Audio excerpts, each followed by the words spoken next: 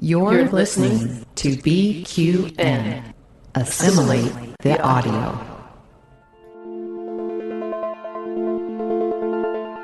Infinite diversity.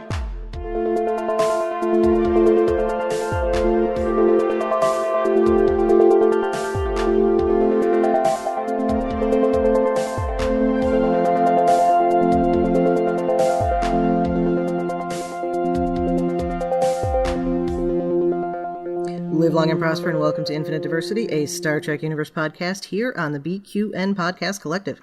I'm your host for today, Chrissie, and joining me is my co-host, Thad. Thad, how are you doing today? I'm all right. I think I just, merged with my twin that looks a lot like me but acts differently, but now we're the same person, so we'll see what happens with that. Okay, that's good. We'll watch your attitude. Maybe make sure that he's not taken over or anything. And how are you, Chrissie? I'm good. I've had a series of cats.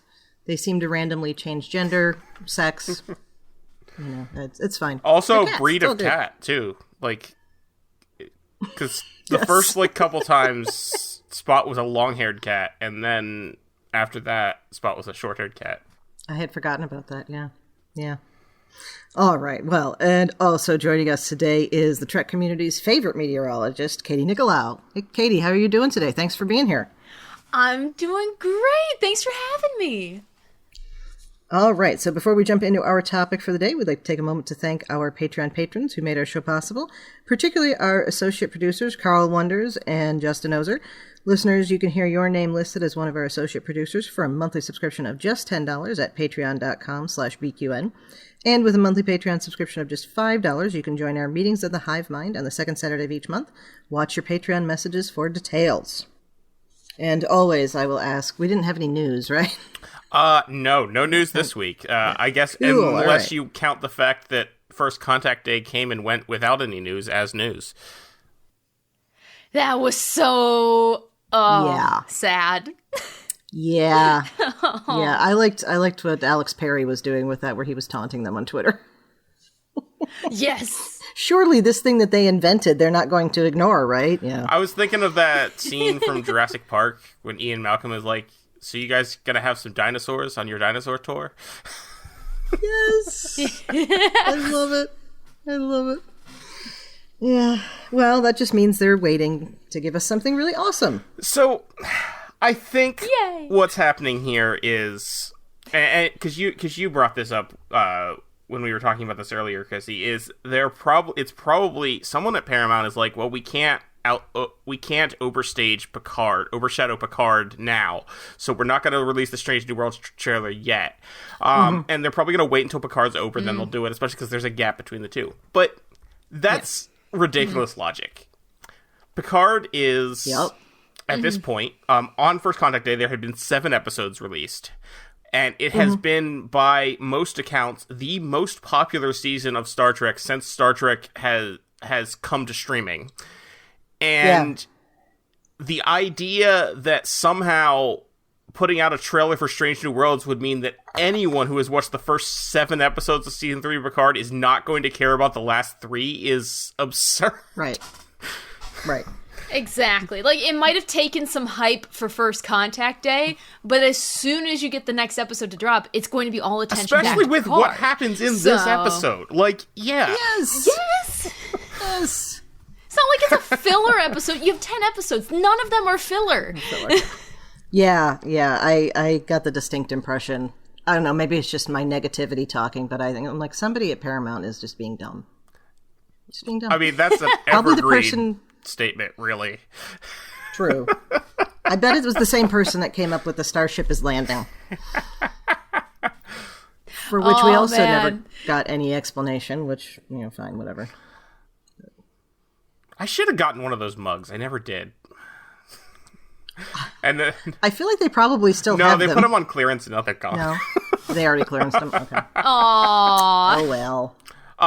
It's funny, a friend of mine on the cruise had printed out a custom t-shirt that said the Deep Space Nine is landing that he was wearing around. I love it. That's a very bad day indeed. Yeah. Very bad day. That's worse than hot drop in the salsa section. Or however he said it. Yeah.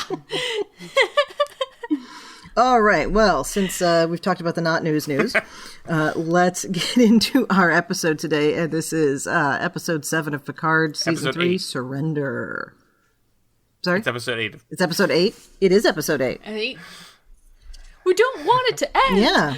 It's episode 1. We'll just start over. Okay. Yes. So we're going to talk about episode 8 of season 3 of Picard, called Surrender. Katie, your initial thoughts on this? I really liked it. I definitely enjoyed the character interactions a lot. Just now, you got the whole gang back together, and there's so many interpersonal relationships that are brought back from the next generation. Some that some would prefer to forget, others that are immortalized in stone. But either way, it's a fun romp while also just having delicious drama. I like that. Thad, first impressions of this episode. I really enjoyed it. If you had asked me even a couple weeks ago if I wanted the return of Data in Picard, I would have said no. I would have said they've done that enough already. The character's dead twice now. Let's just move on.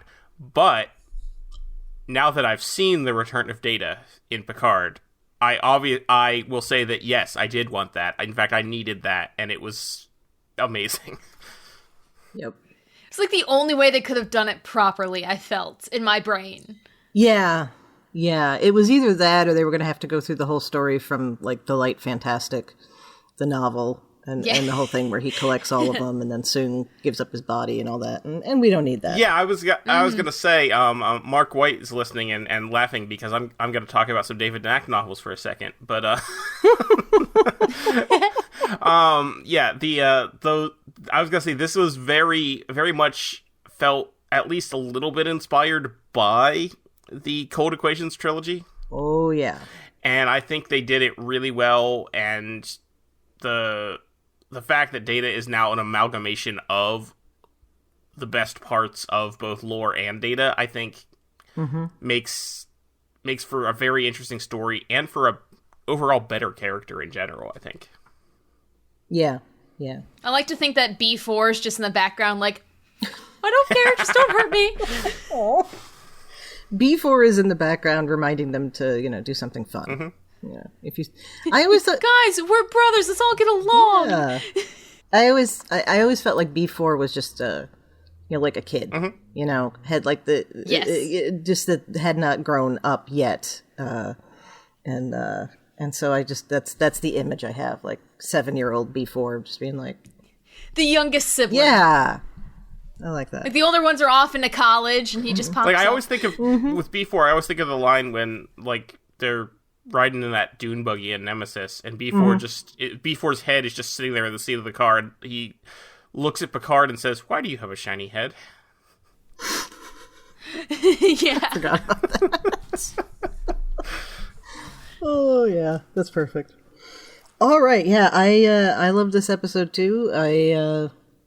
I'll get into the specifics as we go, but I think this is good setup for our last 2 episodes of this, and everything's going to get resolved, and everybody's going to be just fine, and nobody's going to have to sacrifice themselves for everyone else. Yes. I'm hoping. Yeah. Okay. If they do Data that way again, I swear to God, will scream. yes, I will. No. No, you don't.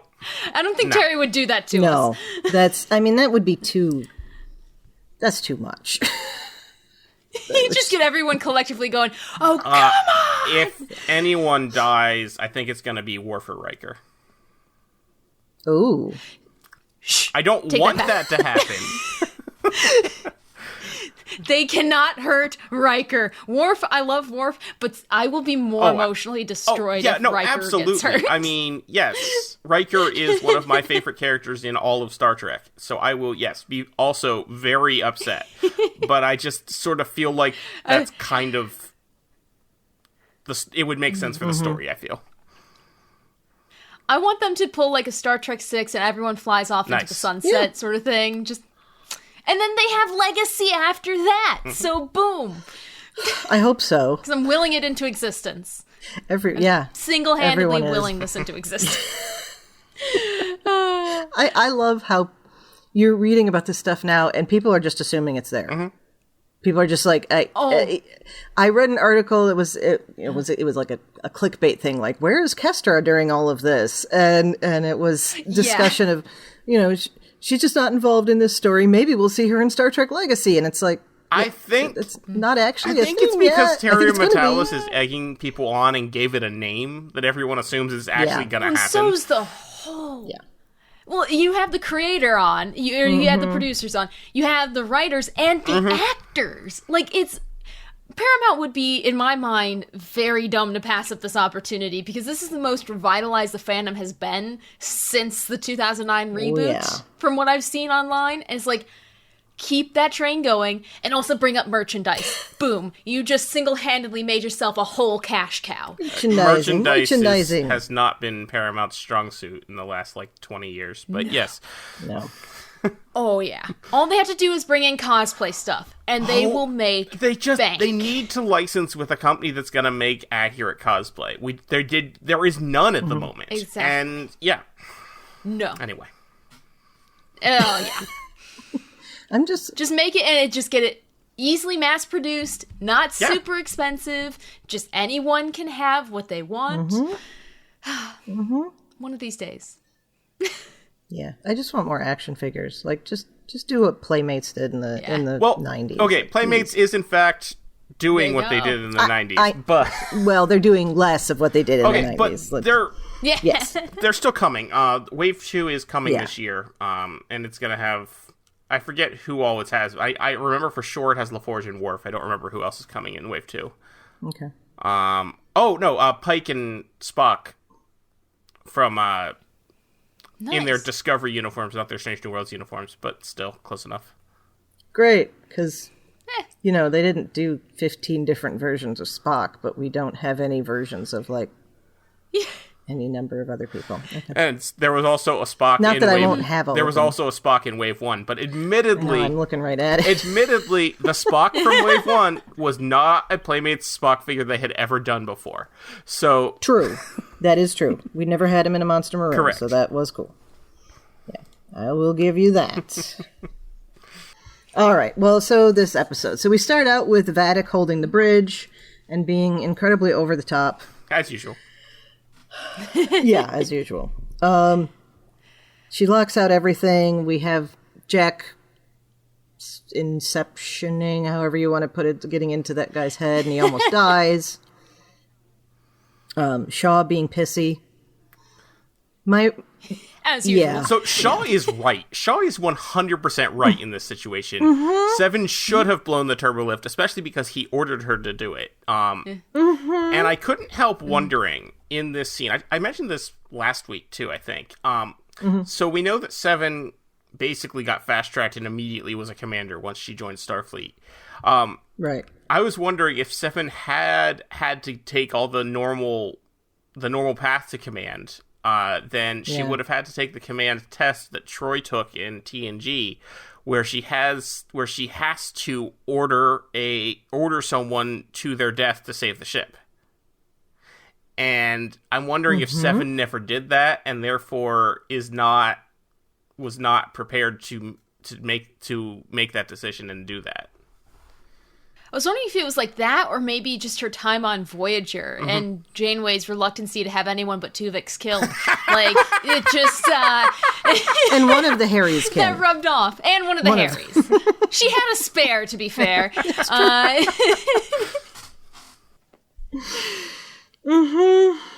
Yeah, I mean, I think the Seven that we see in Voyager could do that fairly easily from the standpoint of okay, this is the logical thing. Maybe not by season 7, but early on, certainly. Yeah, oh yeah.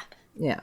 And I could also see that this Seven that we have now, they might have decided that it wasn't worth giving her that test because she had the information of every Starfleet captain that had ever been assimilated by the Borg. Right.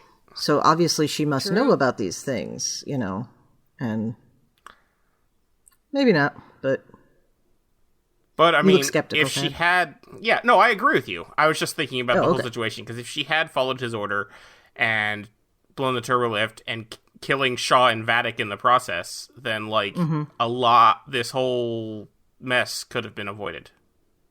Yeah. Yeah. I also wonder if, like, maybe if she did have to do that test, she knew it's a hologram. Like, it's inconsequential. Right. Like, in her bored That's- brain, yeah. she'd be like, yeah, sure, go for it, dude. Like, That's a fair different point. real Yeah. life versus holodeck. Because I feel like I would do Yeah. that, too. I'd be like, this is just a simulation. Oh, yeah, no, you're problem. right. Jump in the warp core. If I'm playing a video think game, about I that, have yeah. no problem killing people, but, like, in There real you life, go. I've never had the situation where I was Yeah. had to choose, but I probably wouldn't be good at it. You mean you haven't lost somebody named Mario as they're trying to jump over a pit? Okay. Oh, that's- Yeah. 1,500 times before you figure out how to do it. And then sometimes you realize the pit is actually a secret warp tunnel to something else, so you just end up Yeah, just there running you him go. into the pits as a sacrifice to see if it's something else. Oh, boy. Speaking of which, on a totally not related note, everyone go see the Mario movie. It is so much fun. Okay. So much fun. Yes. Okay. Even I had even my- with Chris Pratt not sounding anything like Mario? They deal with that. Okay. They actually address that. Really? Okay. Yes. Yes. Is it like the American bootleg version of the video game? So they're just like, yeah, it's fine. No, I won't. I'll tell you off mic if you want to know, but it's because it's right at the No beginning. spoilers. Very much at the good. beginning. It's not a spoiler, really, but Good. and the amount of Easter eggs in it is like I'm gonna have to watch this 5-6 times before I actually can catch all the Easter eggs. It's beautiful. Or Easter So- mushrooms. Easter mushroom. Yeah. Okay, I will say one thing that I loved about it that's not a spoiler, okay? Mario has to get over his hatred of mushrooms. Ah! He doesn't like eating mushrooms. Nice. And he has to get over that. Yeah. Yeah. So This I is really just a ploy to enjoyed get kids to eat vegetables or fungi. that. All right, well, we'll talk about that I in want another them to episode. make that gritty Mario Kart movie that the SNL did a trailer of. Oh gosh, yes. yeah. That would be hilarious. With Pedro Pascal. Of course. 'cause, you know. Yes. in everything. Oh, Yeah. absolutely. I mean, Pedro Pascal should be in everything. Pedro Pascal needs to be in Star Trek Legacy. Ooh, He does. that would be fun. Oh, yeah. Get him in all of the major... Was he in anything Marvel yet? I feel like he had to have been, but I can't think of anything. Not like I mean- major character. He's Marvel adjacent with Star Wars, but... Well, that doesn't count. no, it doesn't count. That's why I said adjacent. All right, That's anyway. like saying he's DC adjacent because he's in Last of Us, which is, made by Warner Brothers. I mean... Yeah, I mean, that's... Yeah, he's DC His adjacent, foot too. is That's in the fine. door to get into those fandoms. Yeah. I'm not concerned about DC unless they're going to do another Wonder Woman movie or they're going to bring back Michael Keaton as Batman. Otherwise, I don't care. No, he actually is in DC. I forgot because he was in Wonder Woman 84. That's right! Okay. But no, He had a major role in that. Yeah, he okay. is. To be fair, Wonder Woman 84 Kind of important. itself is pretty forgettable. But Yeah. Not the best. But anyway, no, Anyway. he has not been in the MCU yet. okay. All right. Well, so we got plenty of time. That's all right. Yeah, so we get Seven correcting Shaw on her name. Mm-hmm. Okay. How do you guys feel about this? I mean, obviously it's a good thing. It is. But, And Shaw's an asshole. like, Yeah. Yeah, I liked it because it definitely needed to be said. Just like, hey, listen, 7 and 9. But I can also see it from Shaw's point of view where, like, the man has had trauma with the Borg, and 7 of 9 is a clearly Borg name. So maybe they can compromise in the middle and just go by 7. yeah. Just 7. Yeah, I mean, yeah. I'm just glad. Anything but Hanson. I'm like, no.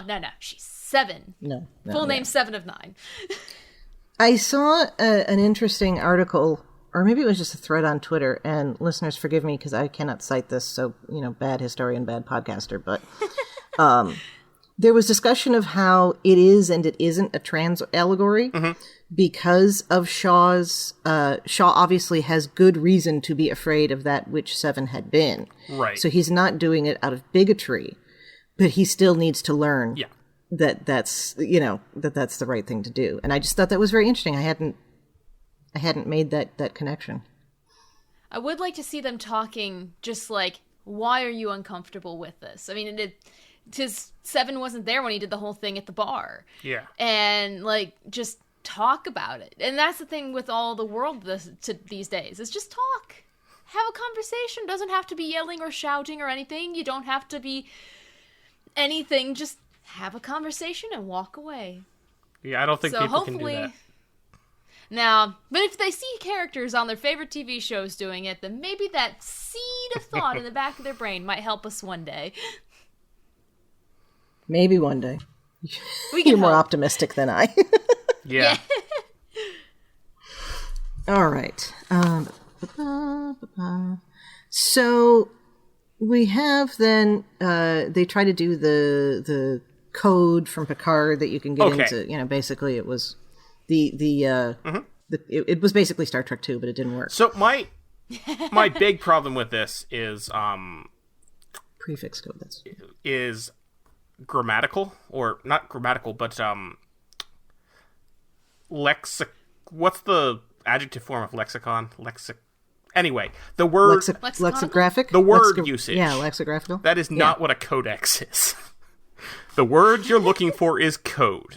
You're making it sound fancy by saying codex, which I understand sounds like code, but is not the same thing as a code. They are not pulling out an ancient tome to get into this ship.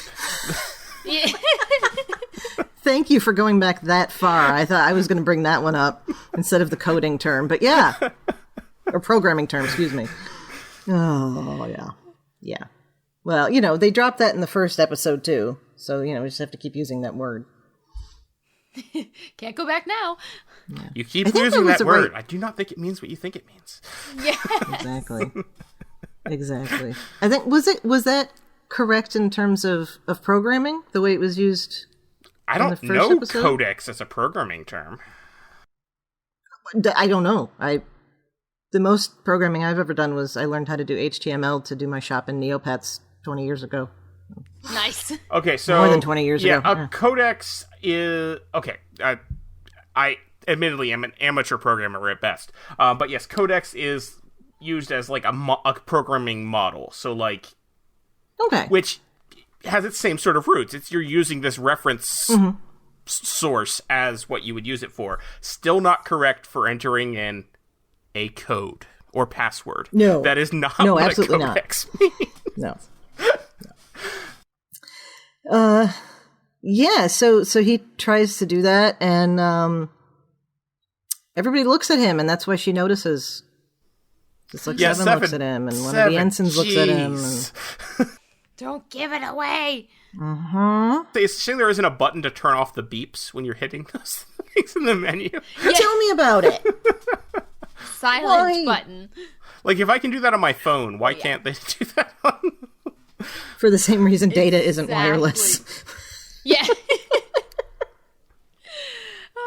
No, like I get migraine auras. So basically my vision in like the middle of my field of vision goes out. So I have to look with my periphery when that happens. So all they had to do was look at Vatic and then watch with their peripheral vision, and you're missing a thing. Yeah. But not everyone in the 25th century gets migraines. So. Well, hopefully they've like cured that in the 25th century. I hope so. I hope we cure it soon. Yeah, no kidding. And you don't need to get migraines to do peripheral vision. Yeah. Exactly. Unless you wear glasses, in which case, well, never mind. Oh, you could wear funky like goggle things that would do it. Wraparounds. Yeah. Okay, that's true. So then this gives her the opportunity to demand the jet come to the bridge again, and tell him it's his fault if she starts killing people. How'd you like that? That's standard villain technique, really. Yep. It is. It's also like, as many times as we've seen villains do this in everything, it caught me as the language of the abuser this time too. Look at what you made me do. And I just, it came at me from a different angle on that. And I was just like, oh, that's interesting. Shaw stopped Seven from intervening when Vadic is going to kill one of them. Do you think that he would have intervened? I mean, he didn't.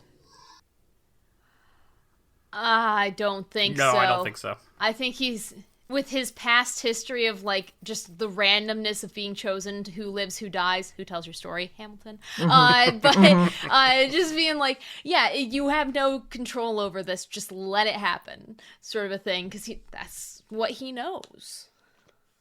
Yeah. Yeah, no, I think you're right. I don't think he would have.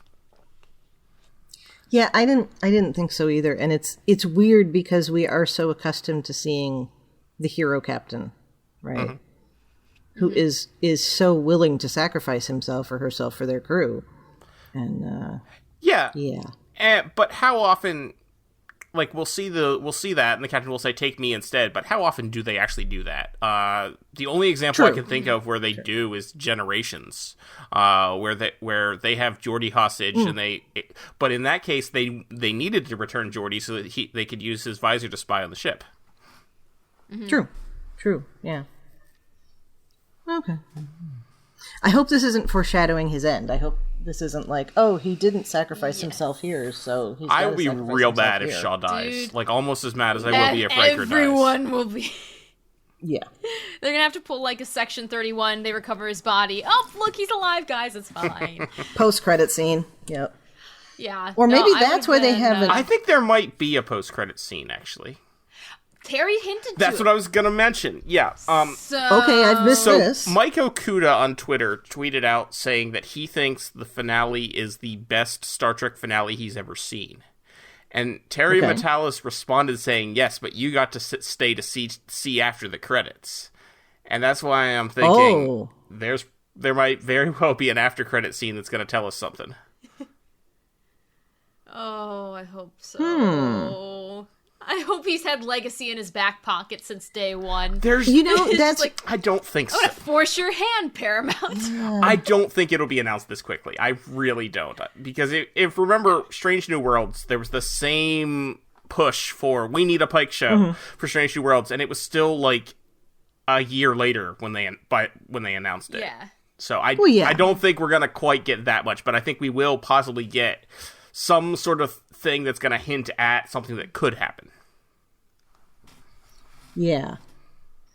Yeah, I hadn't thought about that.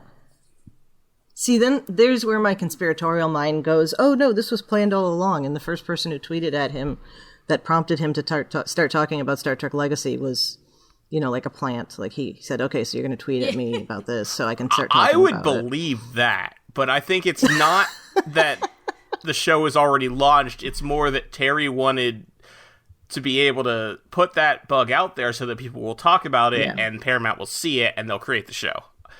It's like the Deadpool leak. Like, if everyone loves it and starts talking about it, and they've already had that experience with Strange New Worlds. They already have seen what the fandom wants and the response you get when you listen to the fandom. So maybe the response time could be a little bit shorter this time. So now we just need a coordinated campaign to convince Paramount to make HD remasters of DS9 and Voyager. Yes. Oh yes, my gosh, do. Voyager. Yes, we do. Imagine how much better the PAL race would look if it was in HD. Oh. Or that close-up of Neelix's feet when he's dancing on Voyager. Exactly. That's okay. I just wanted to see your face, Chrissy, really. Well, yeah, whatever, Kind of feel bad for Ethan Phillips because most of the time he didn't have to have all that much makeup, and then, oh no, we got to do makeup for your feet today. Oh, all right. Well. Great. But no, really, I mean, even on Voyager, like, imagine Year of Hell in HD. Oh my gosh, yeah. Even if they you can skip over the ones that do not need to be mentioned at all. threshold. It's I want want eviction HD notice? lizard babies. I do. No! I do too. I want HD lizard babies. I want the lizard babies, like, actually, like, the story addressed, but that's a whole other... I think the lizard babies will show up in Lower Decks. Same, Lower Decks. Oh, yes. Or, and like, they were Prodigy mentioned... just out of the blue. Yeah. What if the lizard babies are behind the Vadic's hand face? There you go. Yeah, It's we a grabbed lizard the baby wrong behind crew. the door. Or I in think the lizard Prodigy, babies- when Janeway's in the Delta Quadrant looking for Chakotay, she'll find the lizard babies. Exactly, just my children. Let's go find Chakotay. Let's go find your Uncle Chakotay. Yeah. I think they went back in time, and then they were the dinosaur people that we met. The Voth? But, yeah. Oh, yeah. That's what that happened. That's how they ended up being related to humans. Anyway. So they're not actually dinosaurs from Earth. They're from. They're lizard babies. They're the descendants of the lizard babies. Okay. Yeah. That sounds like heresy against doctrine, but okay. It is. I'm good at that, though. We're heathens. We're recording on Easter. Yeah, I totally we are. forgot that it was going to be Easter. And I'm Katie, Greek I don't know if you Orthodox, celebrate. so I'm mine sorry isn't if we until got. next Oh, week. okay. It worked out Perfect. All great. right. All right. I'm going to talk about the dating of Easter. Yeah, exactly. Perfect old calendar discussion. Yeah. We'll talk about the Julian and the Gregorian calendars and all of that. Right. So then we have Lieutenant Tavine killed. Sad. Yes. I mean, that's unfortunate. We didn't know her very well. Thought it, but we knew enough about her to make it go, oh, this is the baddie, and reassert that. And then we move over to Will and Deanna on the Shrike, and we find out what's been going on. We find out why there is this rift, and it turns out that she's been, like, messing with Will's head so that he wouldn't be grieving as much for young Thaddeus. Yeah. What do you guys think about this? It was an interesting way of talking about it, because depending on the person you are, I could see it both ways of being like, the grief was consuming him. I just subtly was a support structure trying to make sure he didn't sink any lower, but at the same time, it's like, you're still meddling. So... Yeah, so I saw someone on Twitter mention this, that it's sort of an interesting parallel to how Loxana handled I saw that too, yeah. death of Kestra, and that in that case she removed her own grief basically by blocking out the memory entirely, and Troy is removing Riker's grief because she's seeing someone she loves in pain, and she can't handle that because she can feel all of that. So she thinks she's helping, and I totally understand where she's coming from, and I also really appreciate that she recognizes that it was wrong too.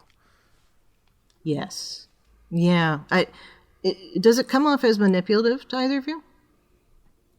Well, I mean, manipulation has some sort of nefarious intent at some level in my mind, and this one was not nefarious. So you mean like her straight manipulation? Apologizing was manipulative, or her? No, the act of... Well, I mean, the act of doing it is in a way manipulative, but I don't think she meant it in it. She did not mean it in a doing this for me, not you situation. I think she honestly thought she was helping him, even though it wasn't working that way. She's trying to mold the situation into something different. Like, manipulating is like pulling the strings, making someone do what you want them to do. She was trying to help shape the grief in a manageable way. Yeah, and if that makes any kind of sense. And you have to realize that that from an outside perspective, obviously this immediately looks wrong, but she was dealing with her own grief at the same time, so she was not thinking rationally. And Kestra's. Yeah. So that makes a big difference, I think. That's a good point. Yeah, because certainly she knows she shouldn't have done that from a professional and just personal standpoint. And if that didn't come to mind, then that's because she wasn't thinking about it in that way. Yeah. And, like, it makes you wonder, like, the greater Betazoid mentality of what if a family member dies on Betazed? Like, if everyone's of that telepathic sense, do they all help each other in some way? Or do they, like, have a less reactive response because then they know that it could hurt others? Like, there's a whole lot more to dive into this, like, simple conversation that has major implications for other culture. Yeah, I totally didn't go there with that, if that was a cultural thing. Interesting. I have a lot of time on my hands to think about this. I'm just sitting here plotting, like, okay, what does this plot point mean? What about this? So, on this topic, last week, I complained a bit about Terry Matalas. This week, I'm going to actually defend Terry Matalas against some of the complaints that I've seen this week. Do it. Jim Morehouse in his Trek Core review said, calling him out too. This whole thing, because he said that the scene where Riker and Troy talk about how neither of them really likes living on Nepenthe and they want to move was a direct attack on Michael Chabon. And I don't view it that way. I really don't. All right. I'm glad that you brought this up because I saw this going around on Twitter and people talking about it, but I couldn't remember where it originated. But yeah, I didn't get that either. Somebody said that the idea of a cabal of retro prairie hipsters is somehow insulting to people, and I'm like, no. I mean, maybe I'm sure there's somebody who feels that they are a retro the prairie hipster that said that. Okay, all right. I don't know. You know. It's kind of. You can tell he didn't say it as malicious intent, like, oh, I hate it because it was built by this. It's like, no, it just had the vibe of this, and it's not my vibe. Yeah, and a lot of people seem to think that by mentioning Nepenthe, that made it the insult. But Nepenthe is the name of the planet where they live. Yes, it was the name of that episode. But that doesn't mean he's attacking the episode of Nepenthe. He's more saying that, he's more just saying that it is something that neither of them want to be there anymore. They had been there for Thad, and now Thad is gone, and they didn't even mention like the fact that the memories of the, like, just living there would make them think of that, which obviously could be a problem. Exactly. And it's like they were staying there because clearly communication had not been a very good thing for in their relationship for the last couple years. And they were both staying there for the other one, and so I viewed this as a very good scene between two people communicating their feelings and explaining what they want and what they want to do to move on. I did not view it as Terry Matalas saying, ugh, I freaking hated that Chabon guy and what he did with these characters. I didn't see that at all. I just saw that as them wanting to move on to the next stage of their life. Exactly. Yeah. Well, and if you've ever been in a situation of, like, grief or your brain being preoccupied by something, you don't necessarily take in all of your surroundings. You have moments where you slip back into reality and you look around you, but, like, maybe they just didn't even, like, consciously think, I hate this house. Like, they probably are just, and now they're past that. They're like, by the way, can we talk about this house? Because this is not it. Yeah. Plus, Actually, if he didn't like what they did before, he wouldn't have brought it back up. Right.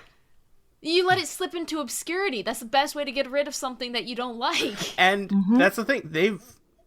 I have been very glad throughout this season that they have, because this season is kind of a soft reboot for the Picard series in general. But I do like that they have continued to build on what has happened before. Like, in this episode, there's the excellent scene with Picard and Data where they bring up the fact that the last time we saw Data, he wanted to die. And I'm glad they didn't just ignore that whole scene and continue on. And we have multiple times brought up the fact that Picard is an android now, which I'm glad of, because there were definitely some of the more antagonistic people on the internet who, believe that nothing good has come from Star Trek since, like, 2001, have made jokes about how the show has forgotten that Picard is an android. And no, that's not the case. They don't mention it in every scene, because why should they? But it definitely does come up. Exactly, because if they were to mention it, like, every time, oh, hi, Geordi, by the way, I'm an android now. Like, that's not how real life works. Right. If it's a part of your life, you don't go around just, like, all over. Like, I don't go around and say, hi, guys, I was in a car crash. Hi, I was in a car crash. Like, you don't do that. Right. If someone asks about it or you bring it up, then by all means. So that it felt natural, not scripted, and that's what was important with that. I agree. There's been a lot of distracting exposition in this season, because they know that people are coming into it having not seen the first two. You know, and, so it's like...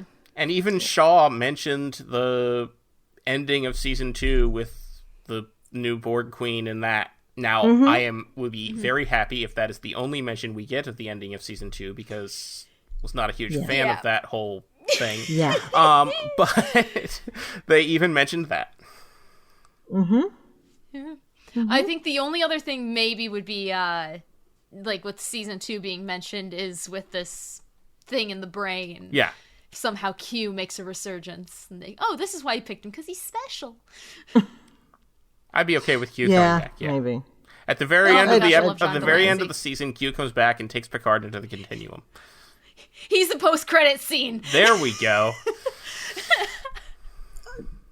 People can go back and listen to the original iteration of this show over on Trek FM, The Line, and I was like, okay, at the end of this series, he's either going to be dead or he's going to be a Q. Yeah. There you go.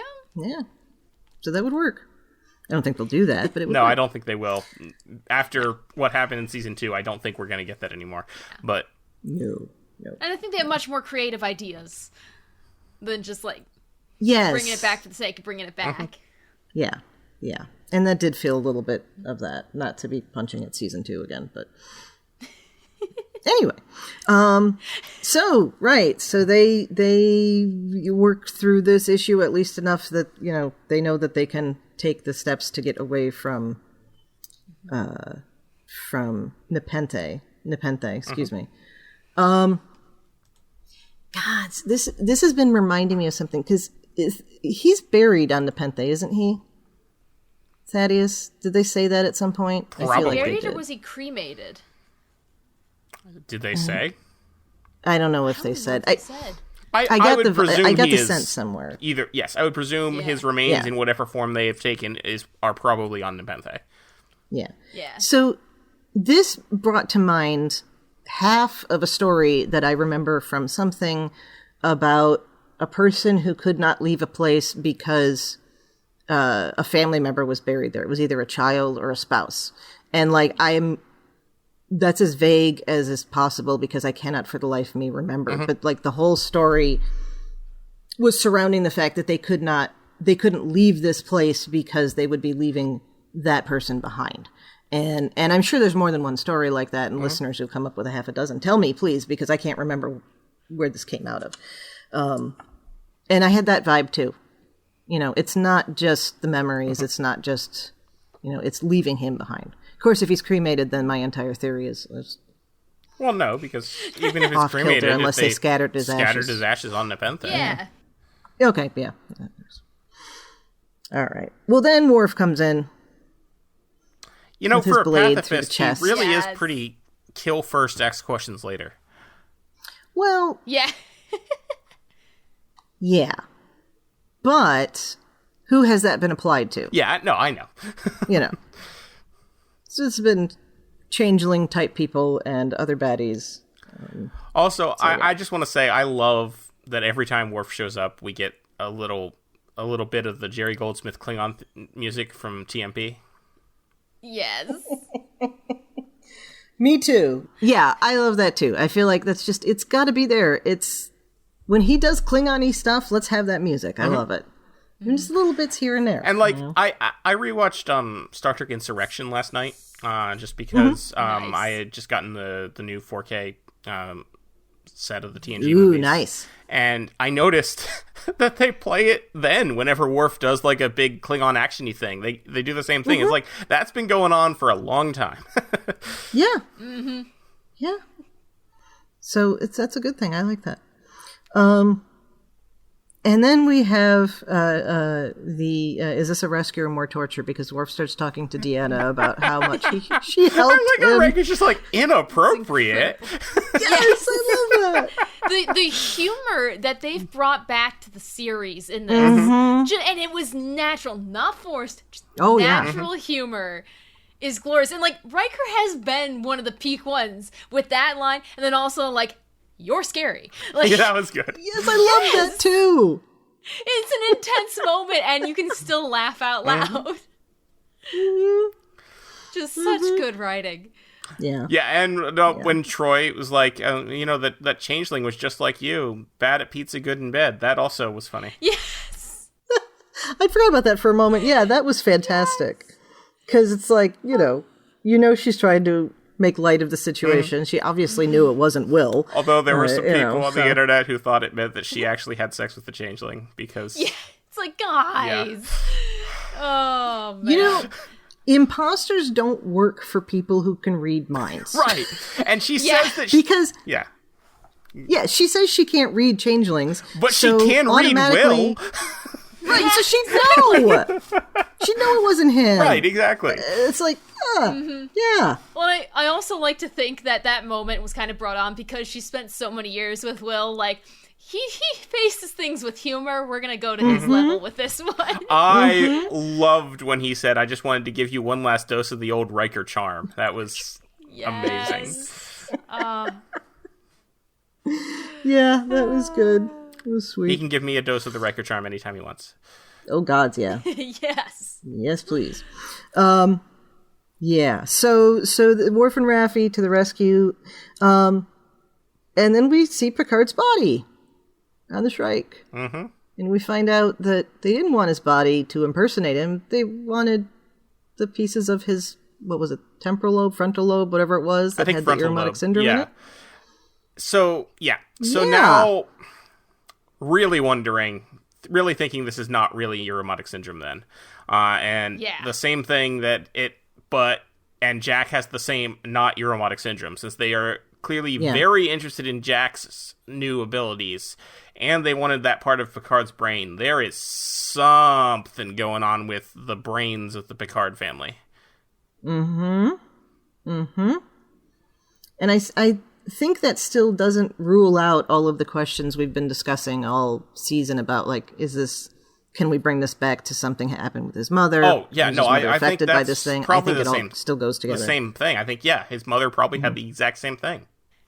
And, they could tie it back even farther if they wanted to with the burning of the chateau and, like, Renee and them getting killed. Be like, someone was trying to off them for whatever was in there. Oh, wow. I hadn't even thought of that. I didn't even go there. Really, really wanted to tie everything together and make it actually have a purpose? That would be how. Ooh, you just raised the hair on my arms. That would be, It's been Vatic all along. Plays the Agatha all along. Da, da, da, da, da. I mean, ooh. I don't think they would have already have captured the changelings by the time of Generations. No, but maybe. Probably not. No. Well, we don't know. We don't know if the changelings have been influenced by this, if they got the idea from somebody else. Right, that's what I'm saying. No, I don't think... So, I think it very well could be whoever Face Guy is. But I'm saying it was probably not Vatic, because the timeline wouldn't... Jeffrey Combs? Oh, yes, that would be amazing. It's Agamus. It has to be. It's Agamus. Yeah. It's Peanut Hamper. If they end up making it a Jeffrey Combs connection, you'll hear that scream from around the world. If it is actually Agamus and Peanut Hamper, that will be amazing. I don't want it to be Peanut Hamper. If it's Agamus, Peanut Hamper's going to be involved, though. I do want it to be Peanut Hamper. I do want to see Peanut Hamper. I always want to see Peanut Hamper. Okay, I don't want to see Peanut Hamper here. I do. Yeah, Peanut Hamper has her place. Although that would be kind of funny with Data, since Data was the one who argued for the exocomp sentience, and then you have, True. Yeah, okay, no, there's that. There's so much they could do. Yeah. Just imagine Lower Decks finding out, wait, Data's alive? Oh, man. Starts typing away. Yeah. So they've got Picard's body on the strike. They moved Bounty's cloak to the shuttle. Did I understand that correctly? Yes. And then they put it back on the Titan? No, they moved it to the shuttle. That seems... Well, but then at the end, Titan cloaks. Oh, so I guess they put it back on the Titan, yeah. Yeah. Geordi can work miracles. Seems like a lot of work. Pop it in, pop it out. Yeah. Like a AA battery. Just... They made it plug and play. She's got a little USB cord. Yeah. What are they up to by then? You think USB ZZ 15 or something? No, it's still USB-C. They've just added 4,000 different versions of USB-C since, There you go. Because there's already like 10 different types of USB-C now, so... Yeah, the universal serial bus, not so much. Well, I mean, I like the idea. And by USB-C, I very much like the idea that it is now one port that does everything. But the problem is now you have so many devices and cables and chargers that do not do all of the things you might want them to do. Yep. Right. So, do we think, just for the sake of speculation here, do you think that they are taking these chunks of his brain with the idea of weaponizing whatever is going on, or using it for themselves? I assume weaponizing, but Okay. Could be.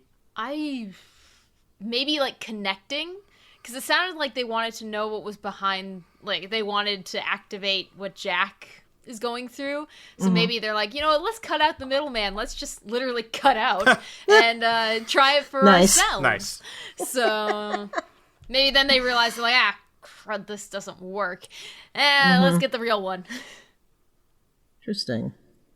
You know, I saw something else too, again on Twitter. You know, we all tried to get away from Twitter. It just didn't work. The Trek community pulls you back in. Just when you thought you it were does. out. And you know what? It's That's the only fine. reason I'm still on there. Oh, yeah. Same, yeah. That and Heather Cox Richardson, and that's about it. Who's wonderful. Everybody read her daily letters from an American. She puts everything in historical context wonderfully. Right. Somebody on Twitter was talking about how we are completely ignoring the fact that Jack's mother has already produced a space demigod. Or whatever you want to call Wesley. It's like, this might be her influence. So, maybe that's the post-credit scene. Wesley? Wesley. I'm still crossing my shows up, he's fingers like- for a Wesley return. Will Wheaton has said it's not there, but, he also said he wasn't going to be in season 2. So, yeah. Fair point. he lied to to us our a year ago faces today. at Mission Chicago about that. Aww. Yeah. I think weaponizing it is probably an element here.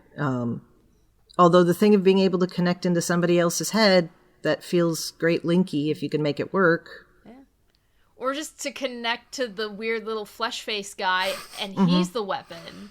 Like, Jeffrey Combs, yeah. Either way, it's gonna destroy some things. Jack's a Horcrux. Yes! The hand face thing is Voldemort, and he's a Horcrux. Okay. Oh my gosh, He's a yes. Horcrux. I feel like someone else has already... I've heard someone else say that theory already. I don't remember who now. Yeah, it was on Twitter. Probably. I'm sure. No, I have seen that elsewhere too. It's just funny. So credit to that person. We don't remember your name. Yeah. But you do deserve the credit. So, all right. Jack goes to the bridge. He has a blinky ball, which everyone assumes is a grenade, I guess. Yeah, I guess. Or a bomb. The way he's holding it, it's just, Yeah. I'm gonna press it. Yeah.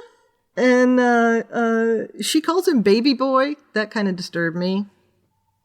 Like, on a level of that's just disturbing, but also what?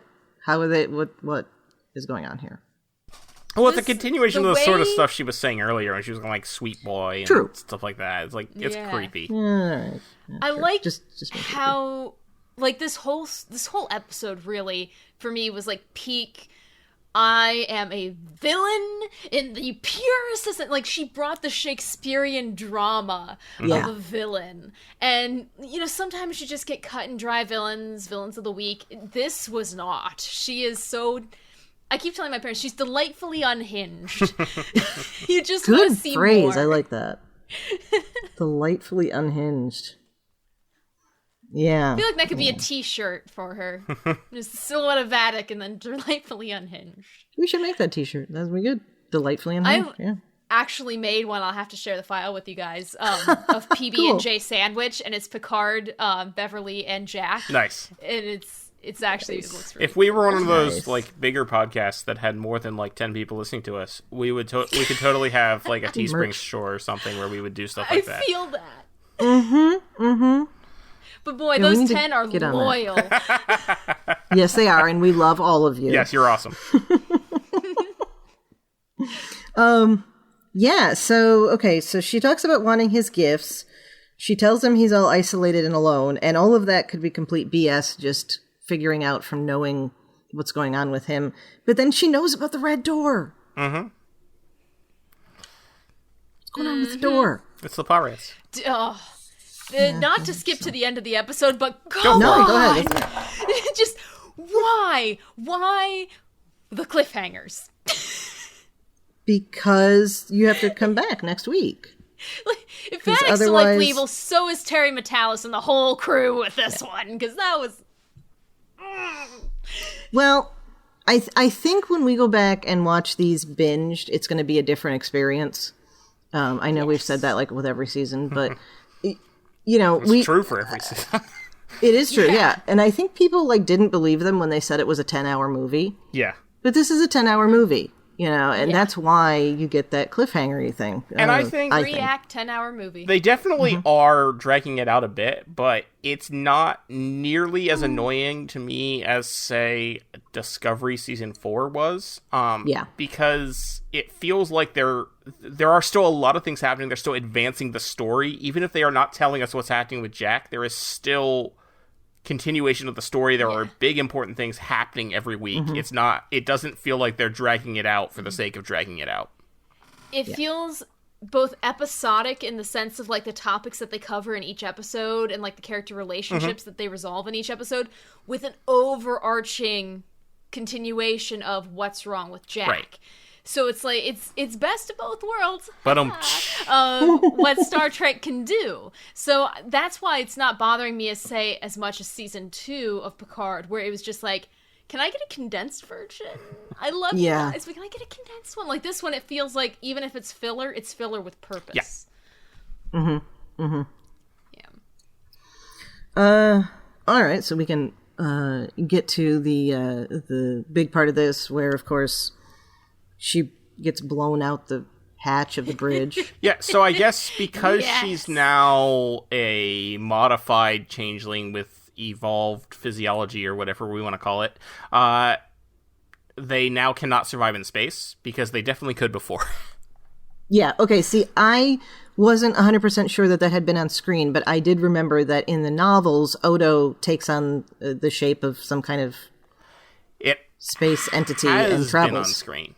Okay. The episode from season 7 with J.G. Hertzler as the changeling Loss. They encounter Loss. They encounter him flying in space. Okay. And I like that was in the back of my head, but I wasn't sure. So so she freezes and explodes when she hits the edge of her ship. Which I assume has to do with the genetic changes that Section 31 or whoever in the Starfleet Cabal that was doing experiments on her did, because she also says how she has a shorter life, etc., etc. So I think this is another one of those. She now can no longer survive in the vacuum of space. Another sacrifice for the sake of being able to pass as human is being vulnerable like a human. Right, that makes sense. Yeah, so Hand Guy, do you think Hand Guy was with her, or was he able to float off? Or is Hand Guy actually part of her, or is it just a communication? Like, is she's a Horcrux too? Right, like... No, that's a point. Okay. It's not she's not a Horcrux, she's a, what are those, the thing you throw in the fire and you can talk to people. Right, so... Oh, yeah. Yes. Flu powder. That's to travel, but there was the other one where you could just talk to. I think somebody. they also called that flu flames too. Was that flu powder too? All I right. could be wrong. It's been a minute. Long time. Yeah. Anyway, yeah. So I hadn't thought of that's just a communications device. Or maybe it was like Hand Guy is another changeling, and it was just like a small part of him that she has that like lets her communicate with him. Took some of his goo. Yeah. Yeah. Okay. I mean, I'm sure we'll find out. Yeah. I think answers. Hand Guy will come back. Hand Guy will return.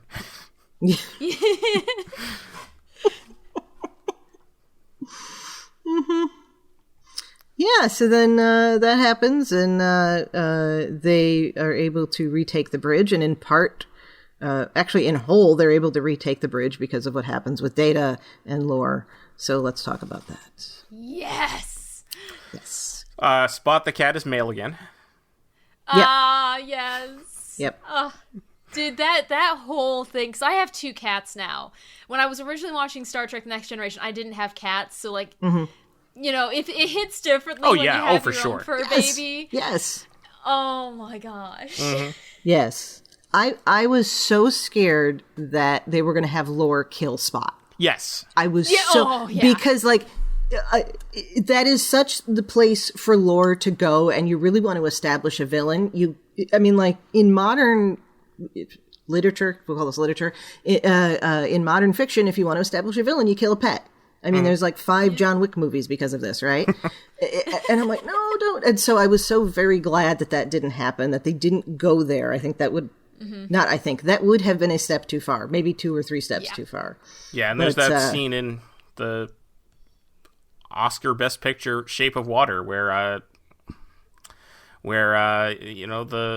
he just bites the head off a cat. So, you know. I forgot about that.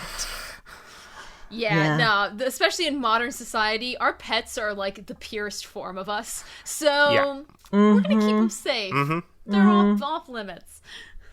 Yeah. And we can talk about another time about the oddness of a value system that causes us to do that. But yeah, and there are times when it's also shown in shows as like a humorous thing, and I also hate that. Like there's for almost every other way, really excellent Netflix series, Sex Education. There was a scene in the most recent season where it's played for laughs, where a microwave falls on a cat and kills it. No! That's terrible. Yeah. Yeah, okay. Oh. Yes. It makes me think of this movie that Jay likes. It's got Jeffrey Combs in it. I'm trying to think. The Reanimator. Have you seen The Reanimator? Yes. Jeffrey Combs? Okay. It's about this mad scientist. It's actually based on a Lovecraft piece. And it's this mad scientist, and he's trying to figure out how to reanimate bodies, hence the title. And they have a cat, and at one point, he kills the cat to try to reanimate it, right? Or does the cat just die and then he tries to It's been a long reanimate? time, so I'm not sure. There's a scene where somebody says, like, you could have at least told me about what happened to the cat. And he says, well, what was I supposed to do? Put a note out that said dead cat in freezer? You know? And it's like, ooh. Ugh. No, I don't like that movie for that very reason. Which is why I just had to spend 3 minutes talking about it. Yeah, so inside Positronic Brain. Before we get inside the Positronic Brain, here's something that really, really, really bothered me. Okay. Geordi says that Data's ethical subroutines prevent him from taking a life. I have that noted down too. Yeah. Because Data killed many people. Yes. That's not true. They prevent him from committing a murder. Yes. But self-defense. And I could see that Data's ethical subroutines would, in this instance, like, I could see them saying that it would prevent him from killing Lore in this instance. But saying, what Geordi says is it prevents him from taking a life, any life, which is absolutely not true. We have seen Data kill multiple times on Star Trek. Mm-hmm. It was, it's in self-defense generally, or it's in the context of there's a battle. I mean, he's shot photon torpedoes at things, at ships with people on them, except for when Lore was manipulating him. Yeah, when he strangles that board to death, yes. Yeah. And even that, I would argue, was self-defense. He just was enjoying it inappropriately. Right. But yeah, so that took me out of it immediately. I was like, really? We're going to do that? You don't have to... You did not need to add an extra bit of, this is, there's a bit of extra drama to this because he's never killed anybody. Yeah. You don't need that. And even because he could have just said Data's ethical subroutines would prevent him from doing that and leave it at that. Yeah. And that makes sense and that would be acceptable. But by saying taking a life, any life, I was like, wait a second. Yeah. I think the only thing that could maybe have made that work is if they said taking a life, any life, in defense of only himself. Because like when he's done that in the past, it's for the sake of someone else. But if it's just for himself... Oh, yeah, because if it's just defending himself, it would violate Asimov's laws of robotics. There you go. So I'm like, maybe they just left out that one little half a sentence. Yeah. So that's how I've let it fly in my brain without it. I like that, yeah. Much. Yeah. Mm. Who knows? No, I like that. Yeah, so that was like what? Cannon. Yes, headcanon is the best thing. Mm-hmm. So then we go into the brain, and we've got a white background because always there's a white background when you're dealing with things like this. And we see the Denise Crosby appearance that Terry Matalis had said that she wasn't actually that she was not cast in the show, but we would have a Tasha Yar appearance, and here we go. Yeah. Yep. And that was nicely done. It was tasteful. Mm-hmm. It wasn't like just a one-off, and Tasha. It's like, everyone knows who she is. Yeah. And here's a visual nugget of her. Yeah. Yeah. Yeah. I mean, it was incredibly tasteful for someone who carries around a memory of the first time they had sex. Yeah. They could have gone that route, but I'm glad they didn't. Me too. Yes. Hadn't thought of that. But then, of course, too much. Yeah. As soon as you said that, all I could think of was the Andy Dick EMH. You've had sex? What? Yes. That episode. Oh god. Oh, so good. It is the only Andy Dick role in anything ever that I actually like. Yeah. I will give you that, excepting News Radio. I've actually never seen News Radio. Okay. His character in News Radio was dumb but likable. Okay. Yeah. So, but other than that, he's gross. Right. So we get the memories of we get the Sherlock Holmes memories with the voiceover from Elementary Dear Data, which I liked. We got the deck of playing cards, and we got Spot. Yeah. Like, they were building up to it. They're like, oh yeah, here's a little, here's the pipe, here's the deerstalker. Oh, deck of playing cards, Tasha, and then Spot! It just felt like a perfect crescendo. So this also helps establish, is more evidence of the thing that I think we all knew, in that before he had his emotion chip, Data did have emotions, he just didn't understand them. Yes. Where he talks about how Spot taught him to love. Mm-hmm. Which is true with animals. 100%. Oh, yes. Oh, yes. It also reinforces the idea that somebody's been swapping cats out on him. For whatever reasons. And he never notices. Yeah. Well, or, it's like if a parent comes home and the goldfish is floating at the top of the tank, so they run to the pet store and they replace it. It's like, I just imagine like Troy senses that Spot left and she's like, oh no, gets another cat out of the cryogenic stasis. Here you go. There's a whole cargo bay devoted to Data's cats. Yes. No, that's why they had to have one Spot that was female to have kittens so that they'd be able to replace her. Yes. Or Spot is just gender fluid, Yeah. No, Yeah. not even a cat. That's fine. Spot's a changeling. It's the first changeling in the Alpha Quadrant. But yes, the first... Oh, God. Bring it back to Harry Potter. It's Peter Pettigrew having to hide as an animal. Yes! The first... And Amogus. The first two appearances of Spot was a long-haired cat. And then Memory Alpha's background information on Spot is, well, spotty.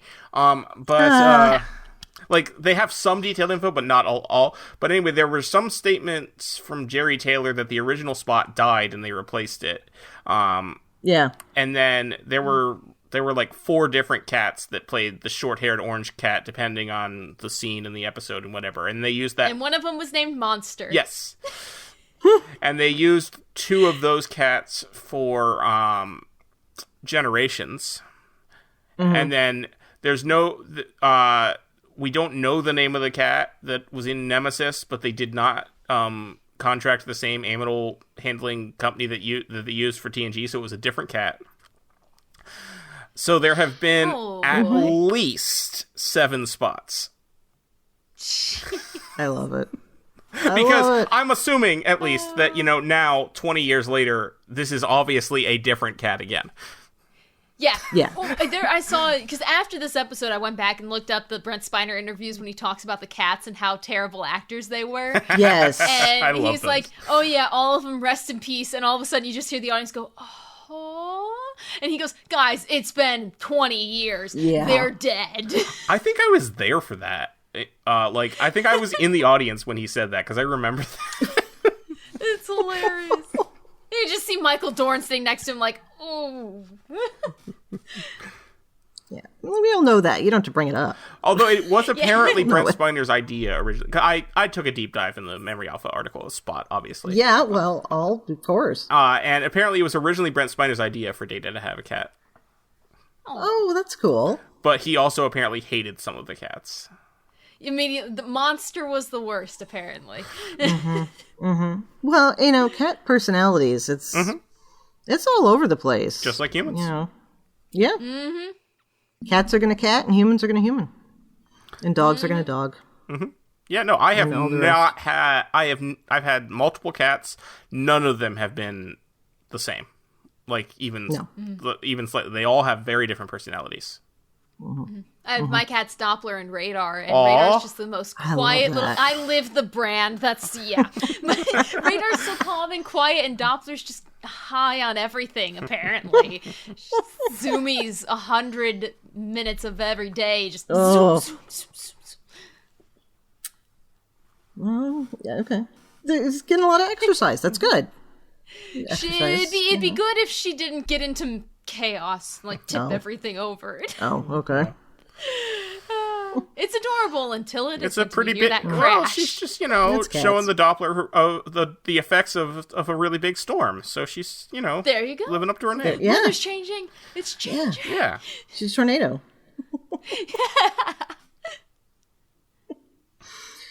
All right. So we get in this the very Trek message of compassion, love, caring, and humanity overpowering anger, spite, and domination. Not to read exactly what I have on the outline, but I mean, they're your words. You can. yeah, I know. That's true. That's true. Yeah, in my classes, I try not to read what's on or say exactly what's on the PowerPoints, but it's hard because I wrote them. So it's Right, like, yeah. okay, yeah. That's Not what like you were thinking. other people. Yeah. So I thought of all the ways to actually wrap up Lore's story, this is something that had never occurred to me might happen, and I love it. Yes, same. Do you think this was a good ending for his story? I'm glad he brought about his own downfall. It's not like Data killed him. He got himself. And I really like at the very end that even Lore accepted it, because he was just like, because when Data said farewell, brother, Lore then said the same thing. Like he accepted this is what happened. Like, all right, you won. Yeah. I imagine he had a little sense of pride in being bested by Data. After thinking of so little of him for so long, just, all right. I like that. And then like it that. also just means that they are both there. They are just now together. And the things that... Because Lore had things that Data was never able to achieve fully. Like, Lore was able to experience emotion and understand it, etc., etc. And I think... And that's shown immediately by the fact that Data now has a good command of humor and can use contractions. He's like, he now has... By combining with Lore, he is now a more well-rounded individual. Definitely. Yes. He's had his liberal arts education. Nice. He's well-rounded. Yeah, he had just gotten like a tech school degree before. This works. Right. Yeah. Right, yeah. I don't even know if they say that anymore. Go to college because you'll be well-rounded. Yeah. And of course, you know, as Thad, as you mentioned earlier, we do address the fact that the last time we saw him, he wanted to end his life. He wanted his life to end. So, what do you guys think about this? How they handled it? I like that they accepted that this isn't Data coming back from the dead. Data is dead. This is just another Data who's experienced that, but now he's back. And that Data accepts that too. He's like, in some way, I've experienced it. Like, yeah, so now let's go on to the next adventure, because this is a completely new adventure for him with the Golem body. And plus, Data says, like, the way Data talks about it, he clearly... This is not that Data. Like, this Data only has memories up to Data's first death. Yeah. The Data that existed in that, you know, not body, but just as an existence that was used to make other androids, was a different consciousness of Data. I get the impression that he has... he has to have the knowledge of that previous death, but it's probably something that was just told to him. Right. Because he does say about how he experienced death. Yes. But yeah, I like this. I don't think he definitely doesn't appear to have memories of existing in that, like, storage system box, for all those years. Yeah. So it's a different Data. He's the same program, like when Alton Sung put Data into this body, he took the same program that he had used to make that boxed Data, for lack of a better term, before. Box O data. No. Yeah. Which brings to mind one of those little boxes you'd get with the floppy disks in it. Okay. I kind of feel like this is Data reincarnated as opposed to Data returned. Yes.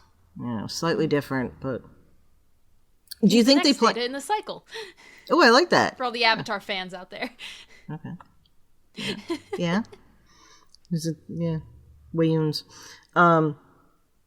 Right. Do you think they thought about the fact that this was going to be aired Easter week?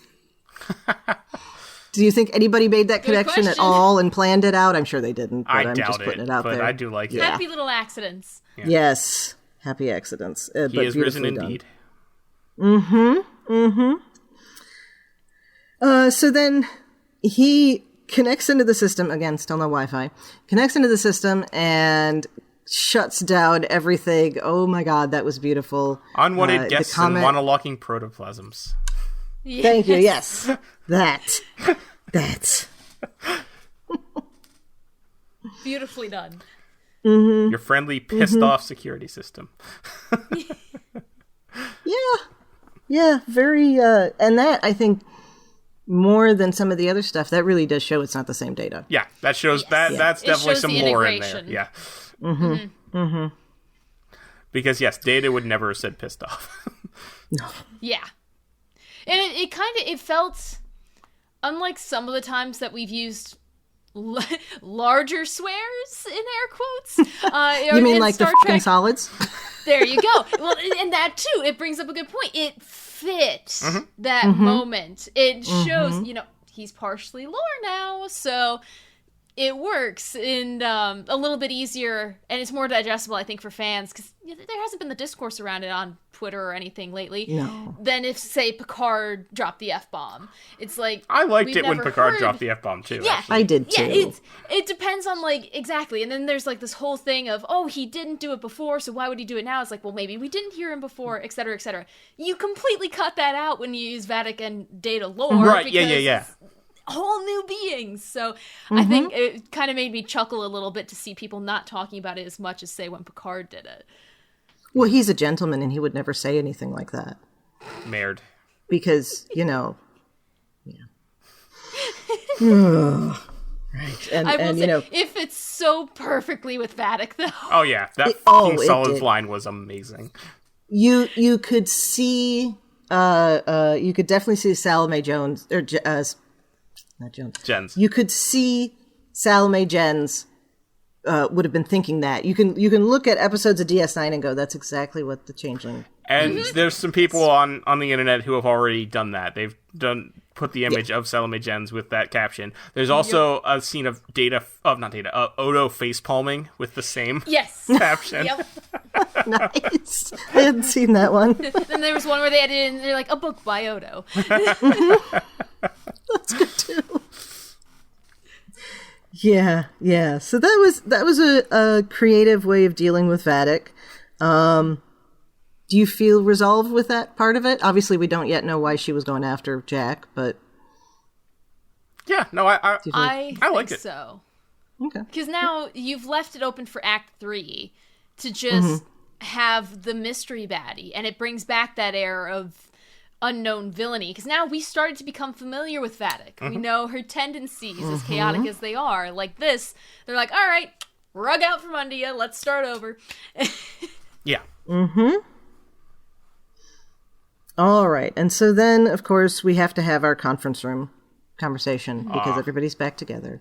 And just nobody before from the that, Titan. honestly, we have one of my favorite scenes of the whole episode when of course, Data and Geordi are talking. Oh, yes.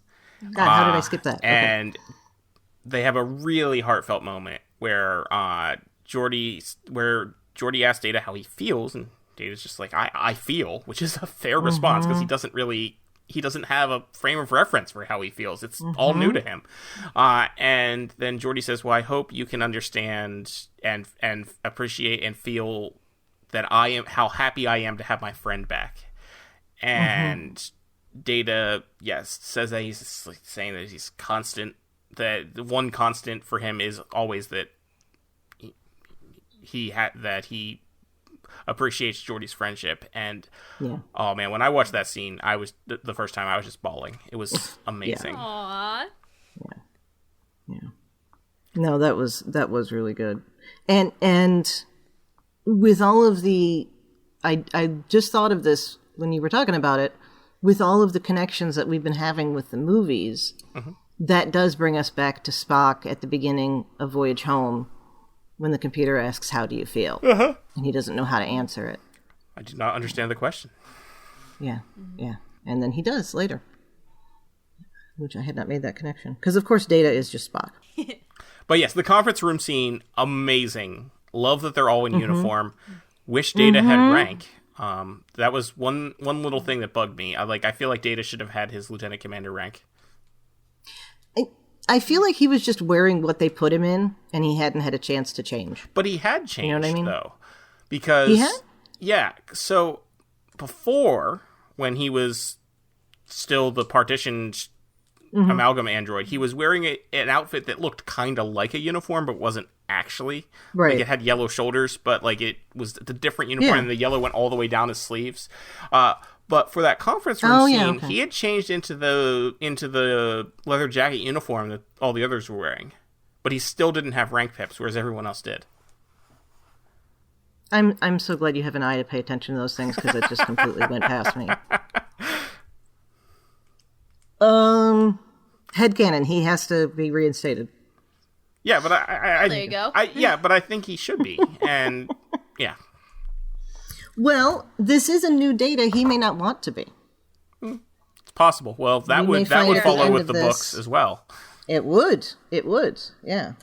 So we'll see. Maybe there was a reason for that. There seems to be a reason for everything. But if he didn't want to be, then he didn't need to be then why is he wearing a uniform at all? Because it looked cozy. Who doesn't want the leather jacket? I mean, yeah, but I also want to be in Starfleet, so you know. Yeah. True. Well,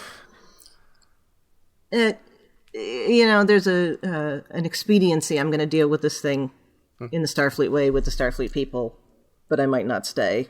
I don't know. We're probably putting more thought into this. Maybe he didn't want to be the lowest ranked person in the room. Oh gods, yeah, because he would have been an admiral by now, right, or something.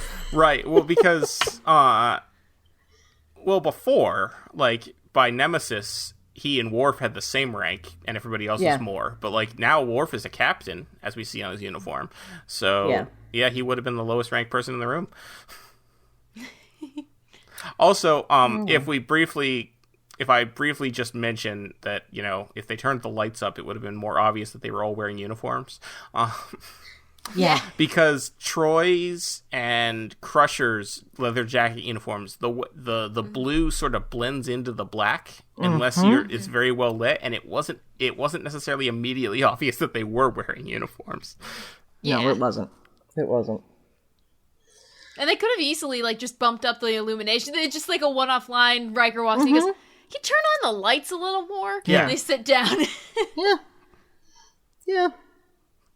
Well, that would have made too much sense. Yeah, true. Right. You do also kind of have to wonder, all of the TNG crew are here in the conference room making plans, and I guess Captain Shaw and the rest of the Titan crew have no input on this. It was brought up in Twitter discussion. I'm not sure. I think it was Terry Metalis who mentioned it. I'm not sure, though. But that they were mourning the deaths of their crew members who were, killed around the ship. And they were they had to go and take care of that. And they had to go and, collect the bodies and do what you typically do with the funerals and stuff. And the TNG cast was like, it's not really our place, so we'll just sit in our corner. Yeah. No, it's not a big deal. It's just a little thing that I thought about when, oh, yeah. Yeah, anyway. We're Sean 7 at a minimum. But that said, by not including them, then we get this fantastic allusion to TNG where we have all of the cast there in uniform in a conference room, and they even mention it's been too long since they've done this, and it was great. Yeah, it was. Worf with his one-liners was not quite a one-liner. Yes. I thought about sending severed heads to you, but was told that would be passive-aggressive. Who do you think told him that was passive-aggressive? I don't know. Oh, gosh. I want to say is probably Cisco. Just the prophets in the back of his head. I feel like that's a conversation he had with Ezri. Yeah. Yeah. Yeah.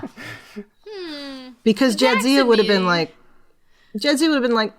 you can do that to your Klingon friends. Go send Martok a severed head, and he will appreciate that. And she would, but Ezri would be like, no, don't do that. Yeah. Yeah, I do feel like that's Ezri's influence. And then we find out that what Troy talks about, how she was talking to Crusher even when she wasn't there.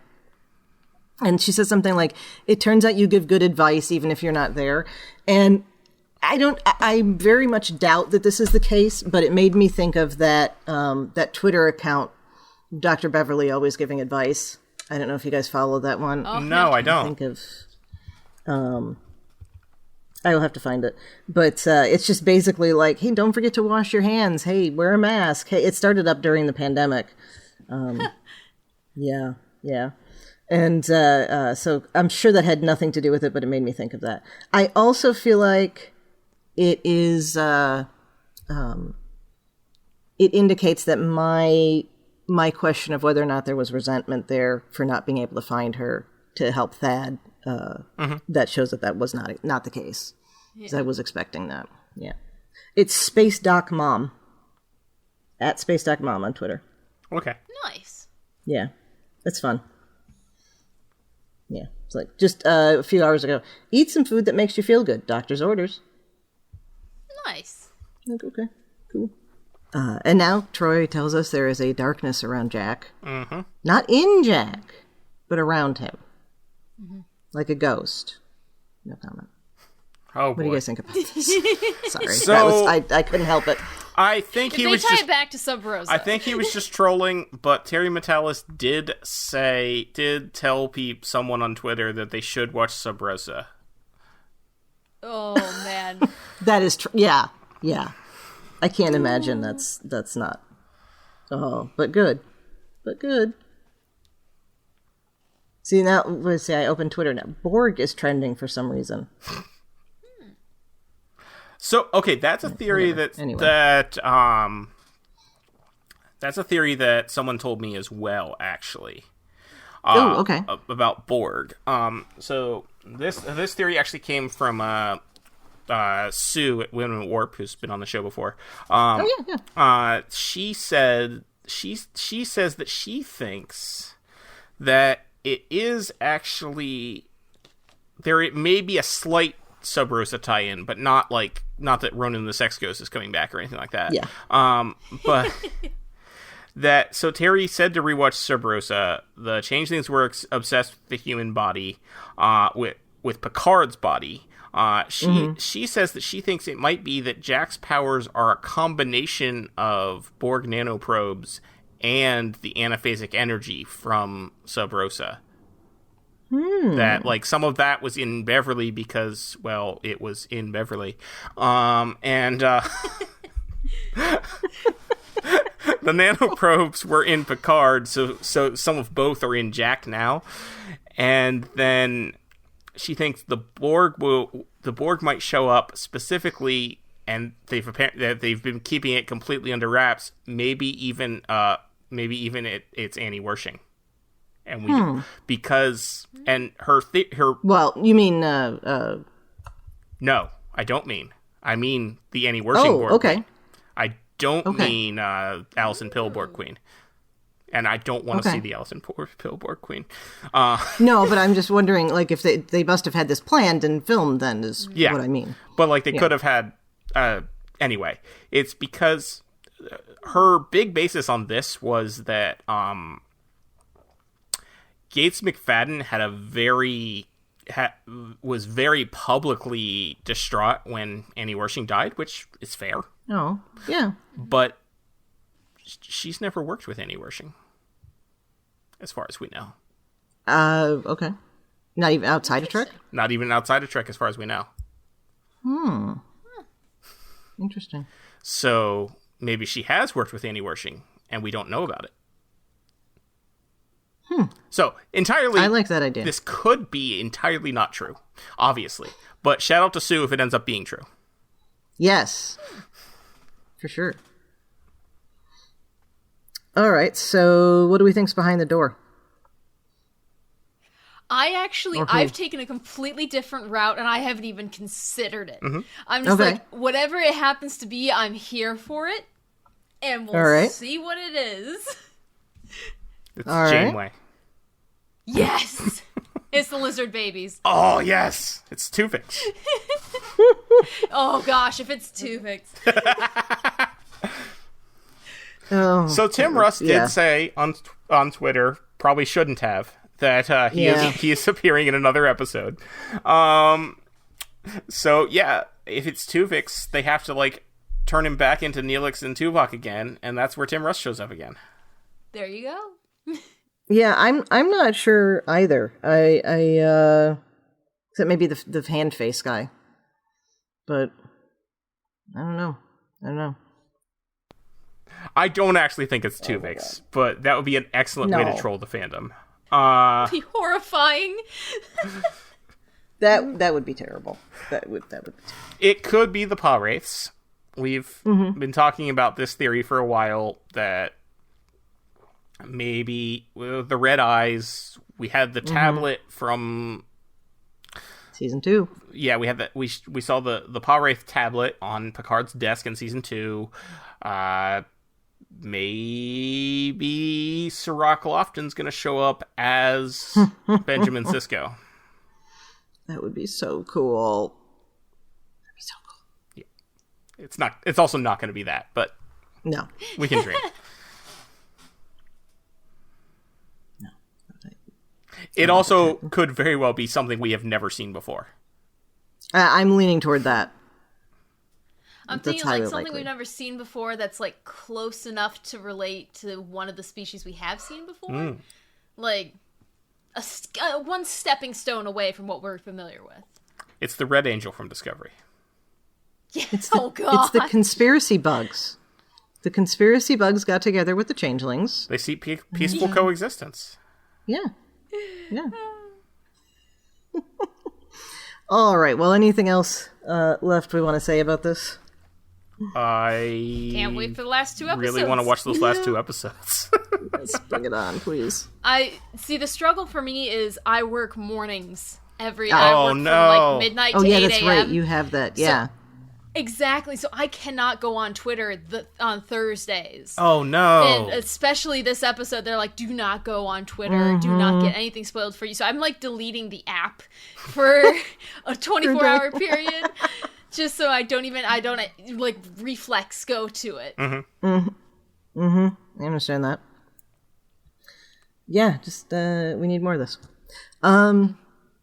All right, well then. Katie, thank you so much for joining us for the discussion today. Where can listeners find you online? And do you have any upcoming or current work you want to mention? Totally, yeah. You can find me at Weather, WEATHER _Katie, KATIE. And that's me on Twitter, Instagram, I'm on Facebook. YouTube, I have a channel called So Many Random Fandoms, because that's literally me. I like that. And we do a semi-regular-ish podcast about Avatar: The Last Airbender, myself and a friend from college, and we're going to be releasing a new video coming up on how to navigate your first Comic-Con if you have no idea what to do. Because I've heard a lot of people say it seems like fun, but also overwhelming, so we're going to try to take that element away from it and be like, hey, before the con, here's what you do. Hotel, tickets, whatever you need. And then take it all the way through post-con of where you can get photo protectors and frames for the best deals for your pictures and autographs. Cool. Nice. Cool. That's good. Yeah. All right. Thad, where can people find you when you're not designing a shield that actually looks like a grenade? Best places, as always, on Twitter. Even though as Twitter may be crashing and burning, but it's been like that for I don't know, like a year now. So the slowest burn in history. But until it crashes and burns, you can still find me there. I'm at Tyrannicus, that's TYRANICUS, where I tweet about a lot of things, but mostly Star Trek. You can also hear me on the podcast I do with my friend Carl about James Bond and James Bond adjacent things called License to Spiel. That's license spelled with a C like the British do it. Chrissie, where can people find you when you're not getting blown out an airlock? Yeah, it's cold. In addition, here in Infinite Diversity, of course, you can find me on History with the Szilagyi, which will be back in about a month after term papers and exams and everything are over. But go back and listen to the back catalog, okay? And that's the short history podcast that I do with my fellow historian partner, Jason. Also happy to chat about our shows in the BQN Collective on Facebook, and I'm on Twitter at The Goddess Livia, that's TheGoddessLivia, where I tweet about Star Trek history and leftist politics. Don't forget all our other great shows on BQN, like Galaxy Class, All Good Things, Union Federation, What's the T-Bev, Trexperts Quiz, Mickey's Marvels, and the aforementioned History with the Szilagyi. And exclusively for our Patreon members, there's It's Green with Mark White and Amy's Math Moment. And yeah, we've got a new show on the network called Captain's Couch. It's about Voyager. The first episode of that dropped this week, I think. Believe so, last week by the time you hear this. Yeah. So put that in your ears.